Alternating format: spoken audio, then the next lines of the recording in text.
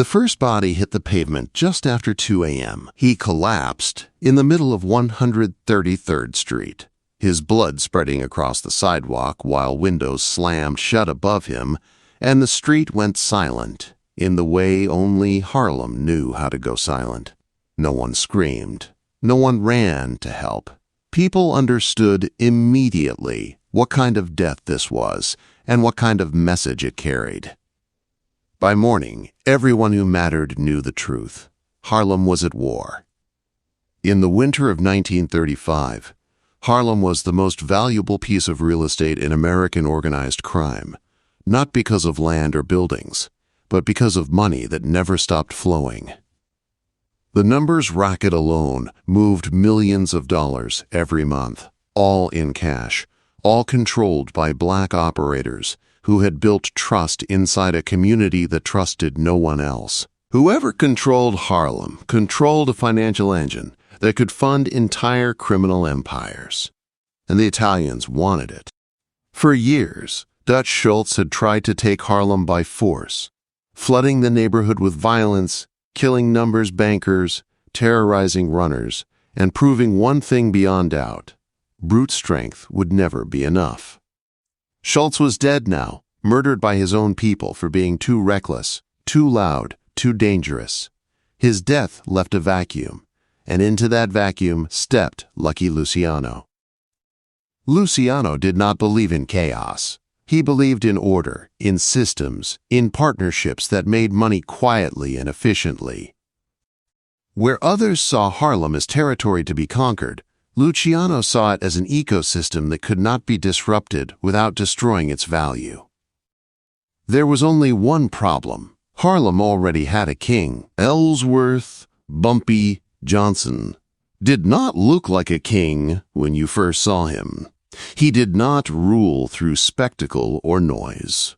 He ruled through reputation, through favors remembered for decades, through fear carefully applied and respect carefully earned. Harlem knew him not just as a gangster, but as a protector, a benefactor, and, when necessary, an executioner. By 1935, Bumpy Johnson controlled Harlem in every way that mattered. And Lucky Luciano knew that if he wanted Harlem, he would not take it with guns. He would take it with a meeting. The problem was that Bumpy Johnson had no reason to trust him.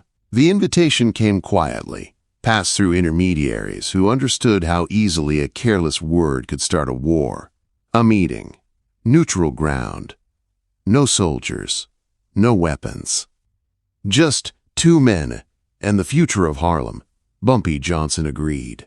Not because he trusted Luciano, but because refusing would have been weakness. The night they met, Harlem held its breath. The location was chosen carefully. A private back room in a Harlem club that catered to politicians, performers, and men who paid for silence. The club was closed for the night, the staff sent home early, the doors guarded by men who were there to observe, not interfere. Lucky Luciano arrived first. He sat alone at a table, hands folded, posture relaxed, eyes constantly moving. This was enemy territory. But Luciano had spent his life walking into rooms where he did not belong and leaving them with more power than when he entered. Bumpy Johnson arrived 10 minutes later. No entourage, no dramatic entrance. Just a tall, broad-shouldered man in a dark coat, his face unreadable, his presence immediately shifting the balance of the room. Luciano stood as he approached. They did not shake hands. They did not smile. They sat. For a long moment, neither spoke. It was Bumpy who broke the silence. "You didn't come here to admire Harlem," he said evenly, "so talk." Luciano nodded, accepting the tone. "I came here because too many people are dying," he replied, "and because Harlem deserves better than becoming a battlefield." Bumpy leaned back slightly. Funny thing to hear from a man who profits from wars. Luciano did not deny it. "I profit from stability," he said. "Wars are bad for business." Bumpy studied him carefully, measuring every word. "You want a piece of Harlem," Bumpy said. "Say it." Luciano met his eyes. "I want Harlem to keep making money," he said. "And I want everyone to live long enough to spend it." That was the opening. Luciano explained his vision slowly, deliberately, aware that pushing too hard would end the conversation before it began. Harlem would remain under black control.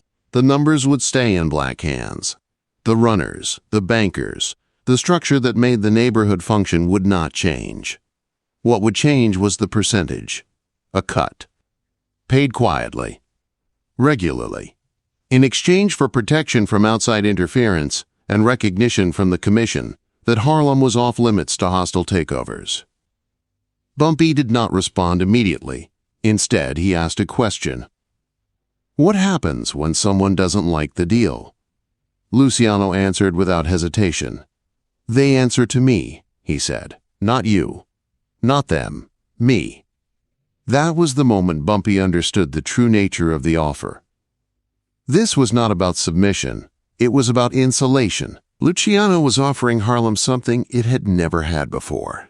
Legitimacy in the underworld. Recognition as a partner rather than a target. Bumpy stood and walked slowly toward the window, looking out at the streets below, the streets he had fought for, bled for, killed for. He thought about the young men who worked for him, the families who depended on the money, the fragile balance that kept Harlem from being swallowed whole by outside forces. "You bring Italians into Harlem," Bumpy said quietly, "and it burns." Luciano nodded. "I know," he said. "That's why they won't come." Bumpy turned. "And if they do?" Luciano's voice hardened. "Then they answered to me." That was not a threat. It was a guarantee. They talked for hours about money flows, about enforcement, about lines that could not be crossed, about the understanding that Harlem would remain black-controlled in every visible way, while Luciano's influence stayed invisible, abstract, distant. By the time the meeting ended, nothing had been signed, nothing written, nothing formalized. But Harlem had changed hands, not through violence, through agreement. The streets felt it immediately. The killings stopped. The pressure eased. Outside, gangs learned quickly that Harlem was no longer a free-for-all. Anyone who tried to muscle in disappeared quietly, efficiently, without headlines. The numbers racket flourished. Money flowed upward, protection flowed downward, and the system held. Bumpy Johnson remained Harlem's king. Lucky Luciano became its silent partner.